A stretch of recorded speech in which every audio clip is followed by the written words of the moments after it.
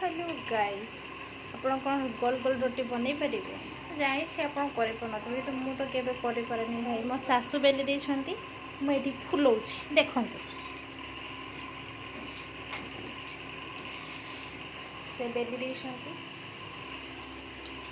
बेली दी रख देती मुझे आणिकी फुलाऊँ मो द्वारा हेनी से पतला पतला गोल गोल रोटी मो द्वारा हेनी मत आउ थे जन्म नापी पड़ो बोधे रोटी बनवाई भगवान के शिखी बाहागर होगला गोटे वर्ष होगला एपर्यंत मो द्वारा गोल रोटी एंड पतला पतला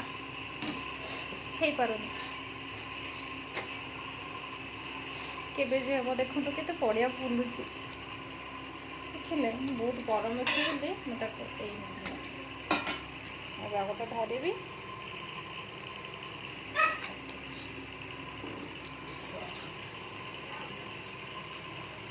थैंक यू।